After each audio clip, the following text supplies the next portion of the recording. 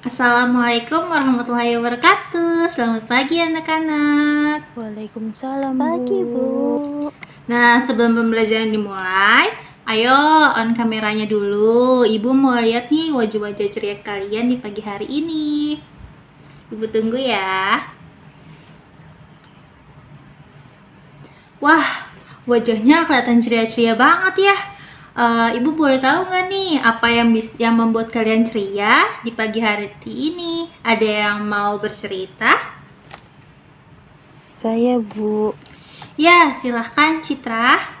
Saya bahagia karena tadi Kakak memberi saya uang jajan tambahan, Bu. Alhamdulillah, jangan lupa uangnya disisihkan untuk ditabung ya.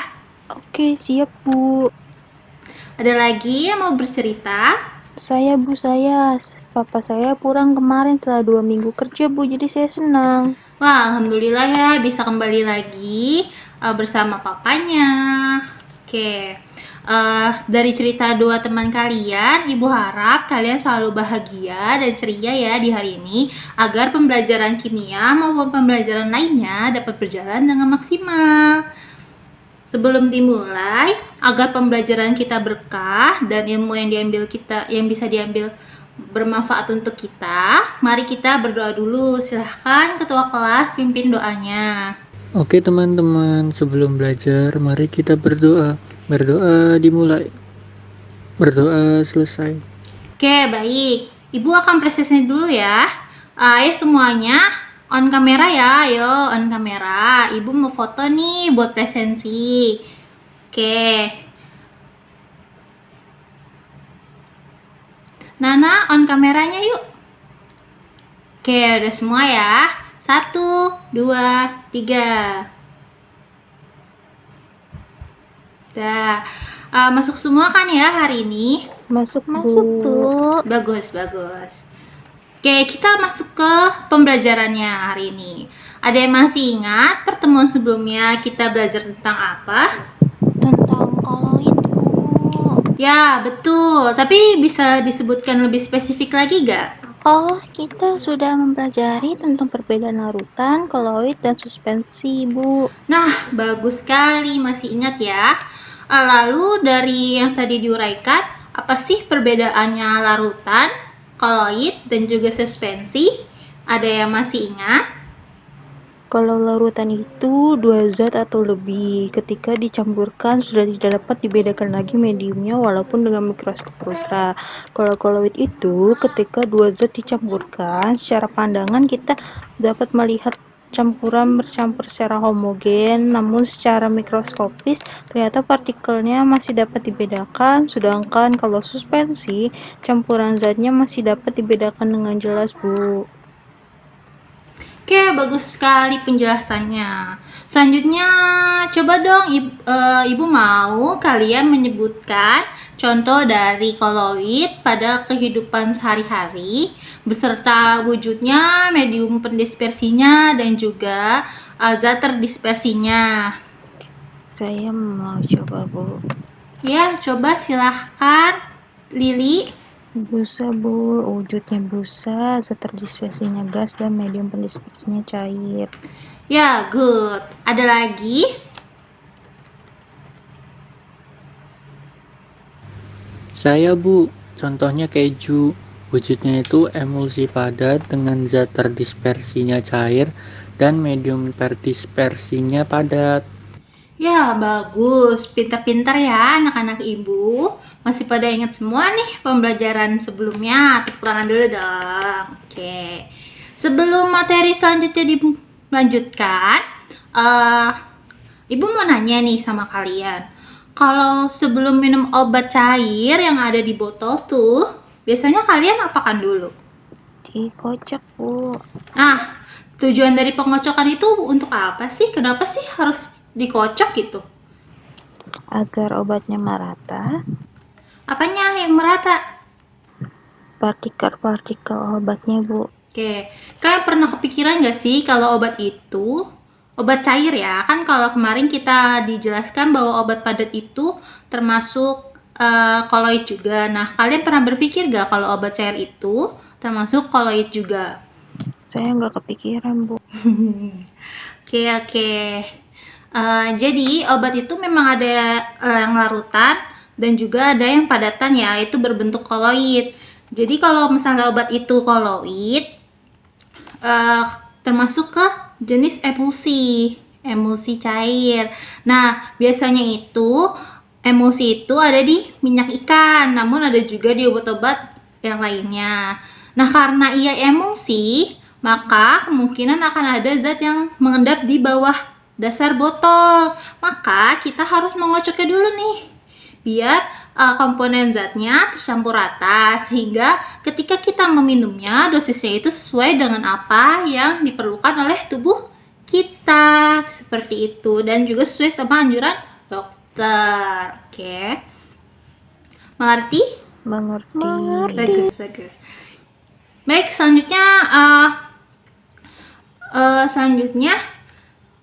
kita masuk ke materi ya, menyambung dari pertemuan sebelumnya.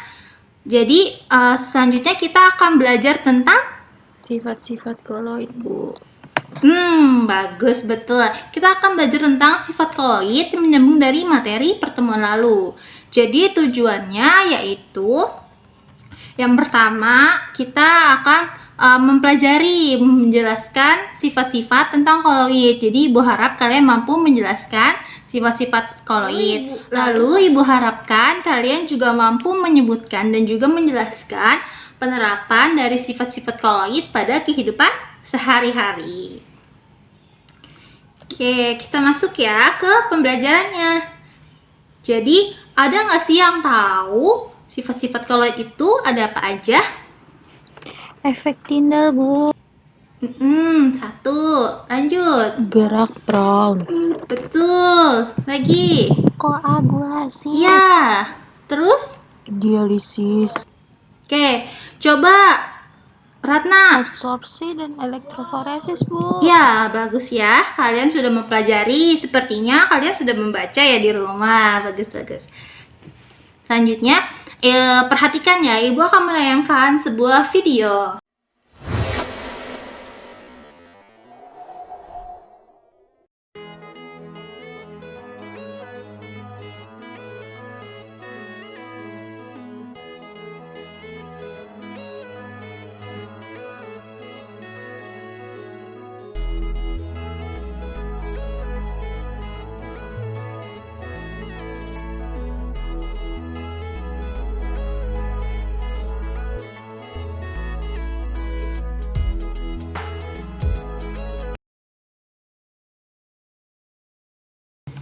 Nah, setelah Ibu tayangkan, kalian memperhatikan apa sih yang terjadi pada gelas yang pertama? Cahayanya diteruskan, Bu.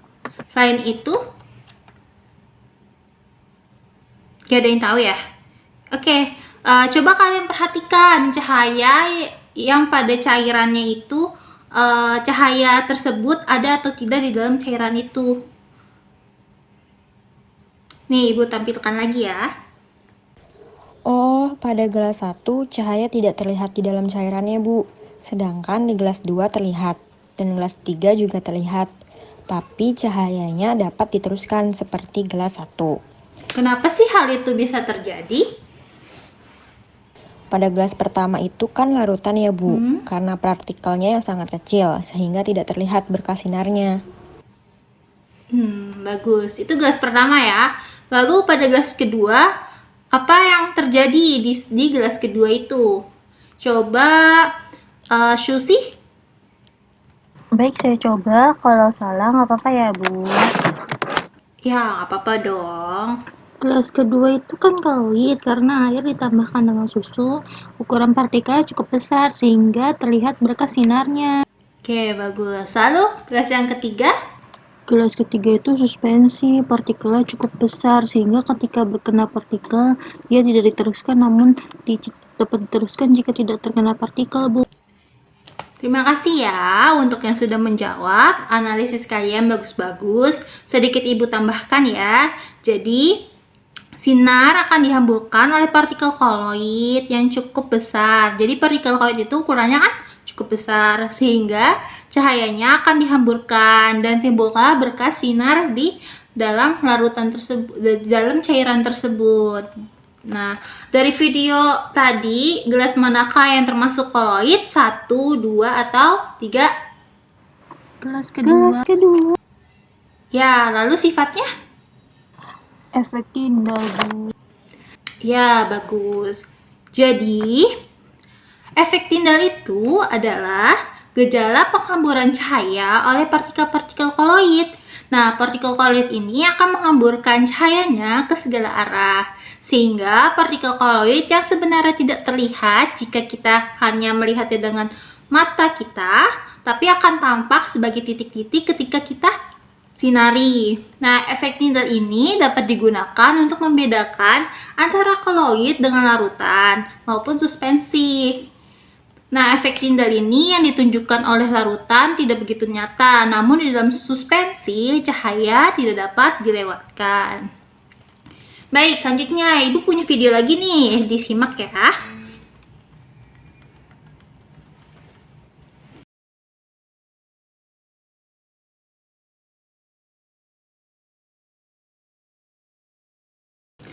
Dari video tersebut, apa yang dapat kalian amati? Saya mau coba jawab. Ya, boleh, silahkan.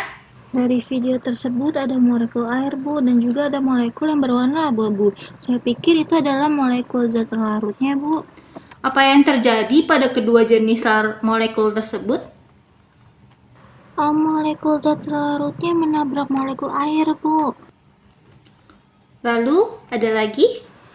Gerakan dari molekul abu-abunya itu zigzag, Bu. Oke, jadi ada yang bisa mendefinisikan, mengidentifikasi itu jenis sifat koloid apa? Gerak brown? Kenapa tuh kok disebut gerak brown? Karena sepengetahuan saya, gerak brown itu gerakan terus-menerus dari suatu zat partikel gas atau cair. Ya, good ya. Jadi benar, ilustrasi itu adalah gerak brown. Nah, gerak brown sendiri ini adalah gerakan terus-menerus secara acak atau berliku-liku dari partikel koloid dalam mediumnya. Nah, dari gerakan ini terjadi karena adanya tumbukan antara molekul pada sisi-sisi partikel yang tidak sama. Dengan adanya gerak brown ini, maka partikel koloid akan terhindar dari pengendapan karena mereka terus bergerak, sehingga sistem dari koloid ini akan stabil. Oke. Sampai di sini ada yang ingin ditanyakan? Baik, jika tidak ada yang ditanyakan, kita lanjut ya. Ada yang pernah lihat ini gambar apa? Apa ya itu? Ada tangan, ada alat. Alat untuk cuci darah. Ya, betul, itu alat untuk cuci darah. Ada yang pernah lihat secara langsung? Pernah, Bu, saat dulu nenek saya sakit ginjal. Baik, jadi dari alat cuci darah ini sifat apa sih yang ini termasuk sifat apa sih gitu? Dialisis ya, Bu. Betul, dialisis. Kira-kira ada yang bisa mendeskripsikan gak nih dialisis itu artinya apa? Ayo. Oke, kalau nggak ada, jadi dialisis itu adalah peristiwa tertahannya partikel yang berukuran koloid pada membran semi permeabel. Sedangkan partikel yang berukuran lebih kecil seperti ion dan mediumnya dapat lolos melewati pori-pori membran tersebut. Dialisis ini dapat bisa dibayangkan seperti penyaringan. Oke, bisa dibayangkan? Jadi peristiwa dialisis ini, partikel koloid dapat dipisahkan dari medium air atau mediumnya, dan juga ion-ion yang berukuran kecil yang tidak diinginkan. Karena partikel koloid ini terabsorpsi pada permukaan pori-pori membran semi permeabel. Bahan membran semi permeabel ini misalnya ada selaput hewani alamiah, kertas perkamen, selofan, dan juga plastik sintetis. Nah, alusi darah ini untuk pasien gagal ginjal biasanya dan berguna untuk membuang sisa metabolisme seperti urea dan juga kreatina yang ada dalam darah. Oke, selanjutnya koagulasi. Nah, koagulasi ini adalah peristiwa bergabungnya partikel-partikel sehingga menjadi kumpulan partikel yang berukuran besar. Antara partikel koloid yang satu dengan yang lainnya dapat saling mengadsorpsi sehingga terjadi koagulasi. Oke, sifat selanjutnya yaitu ada adsorpsi. Nah, adsorpsi ini adalah penyerapan pada permukaan partikel koloid dengan adanya gaya adesi zat-zat asing. Jadi daya adsorpsi koloid ini sangat besar karena permukaan dari partikel koloid yang tersingkap sangat luas bila dibandingkan dengan permukaan zat padat yang jumlahnya sama. Koloid yang berbeda akan mengadsorpsi zat-zat yang berbeda pula. Nah, sifat koloid adsorpsi koloid ini umumnya digunakan untuk mengadsorpsi atau membuang kotoran atau warna dan bau serta memisahkan campuran, memekatkan biji tambang dan proses permurnian lainnya. Oke, selanjutnya yaitu ada yang terakhir, elektroforesis. Nah, elektroforesis ini adalah bergeraknya partikel koloid ke arah elektroda positif atau negatif dalam medan listrik. Jadi, elektroforesis ini menggunakan medan listrik ya. Nah, hal ini karena partikel koloid mengadsorpsi ion. Di dalam medan listrik tersebut, ion-ion ditarik ke salah satu elektrodanya, sehingga partikel koloid ikut terbawa ke elektroda tersebut. Nah, salah satu penerapannya ada alat pengedapan Cottrell, yaitu yang berfungsi untuk membersihkan asap pekat atau partikel-partikel pencemar yang berukuran koloid dari gas buangan mesin industri atau untuk memulihkan zat padat yang terbubuk halus berukuran koloid dan masih berharga agar tidak terbuang bersama asap atau uap buangan gitu. Bisa dipahami atau ada yang ingin ditanyakan? Sudah paham dan tidak ada yang ditanyakan, Bu. Oke, baik. Kalau gitu, Ibu saja deh yang bertanya. Ayo. Oke, jangan panik, santai. Kita santai aja belajar ya. Oke, dari penjelasan Ibu yang tadi, ada yang bisa menyebutkan nggak nih contoh-contoh dari sifat koloid dalam kehidupan sehari-hari? Atau dalam industri juga boleh, dalam apapun yang berguna dalam kehidupan sehari-hari kita. Saya, Bu, kalau efek sinyal itu terutama mobil ketika berada di wilayah berkabut. Betul. Yang lainnya?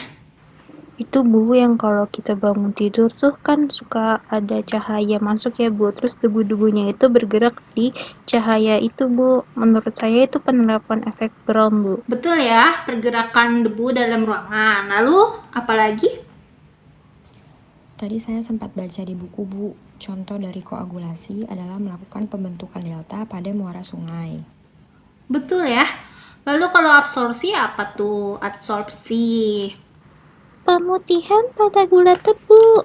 Yang terakhir, elektroforesis.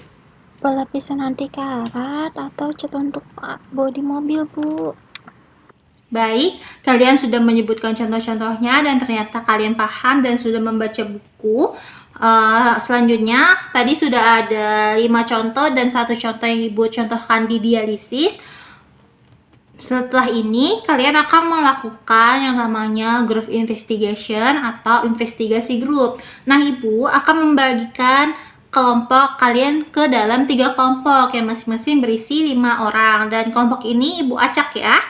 Jadi, Ibu yang memilihkan kelompok untuk kalian dan satu kelompok itu membahas 2 sifat yang sudah disebutkan tadi. Nah, untuk kelompok 1 membahas tentang penerapan efek Tyndall dan juga elektroforesis. Untuk kelompok 2 membahas gerak Brown dan juga koagulasi. Dan untuk kelompok 3 yaitu membahas tentang dialisis dan juga adsorpsi. Dan yang nanti kalian akan berdiskusi di breakout room yang akan Ibu lakukan nanti. Dan untuk menentukan siapa ketua kelompoknya, topik apa yang akan kalian investigasi atau kalian bahas, dan bagaimana eksekusinya serta pembagian tugasnya seperti apa. Lalu setelah itu Ibu akan memberikan waktu 1 pekan untuk kalian melakukan investigasi. Boleh mencari dari internet dengan sumber yang harus relevan ya, harus sumbernya valid, oke? Boleh dari buku atau sumber lainnya, atau jika kalian memang ada dekat dengan tempat dari contoh sifat quality tersebut, kalian boleh survei langsung. Tapi harus diperhatikan protokol kesehatannya ya. Bisa dipahami? Bisa, Bu. Oke, lalu di pekan depan kalian akan berdiskusi lagi terkait presentasi yang akan kalian sampaikan di depan kelas. Sampai di sini ada yang ingin ditanyakan? Baik, Ibu akan memulai breakout room-nya ya. Silakan berdiskusi dengan teman-teman kelompok kalian di breakout room. Good luck!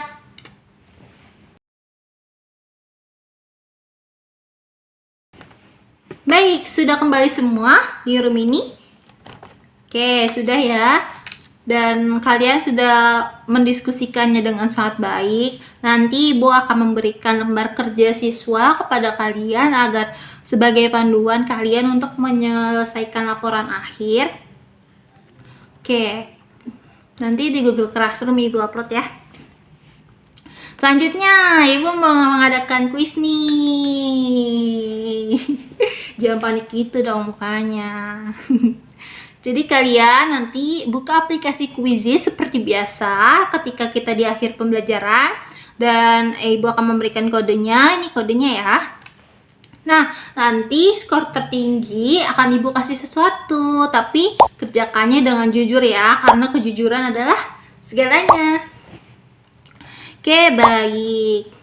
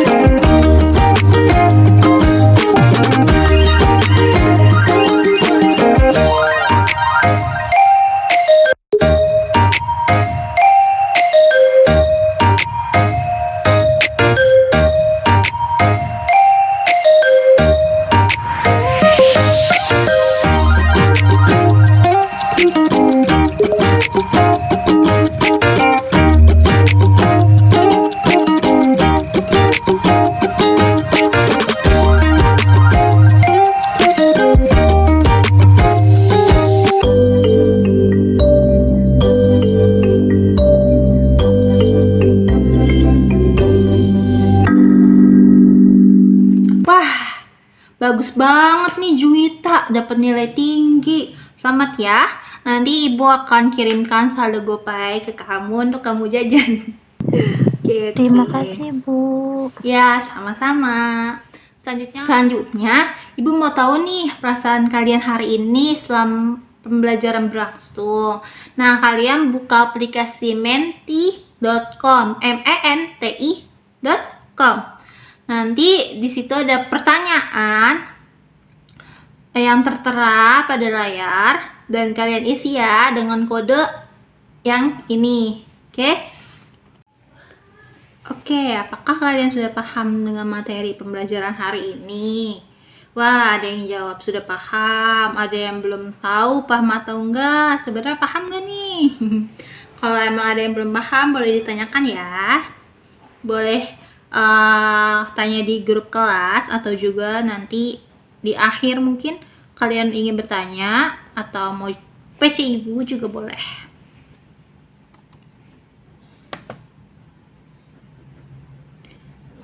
Oke, selanjutnya pembelajaran hari ini. Wah, macem-macem, ada yang pusing, menarik, ngantuk, amazing, susah materinya, luar biasa bermakna.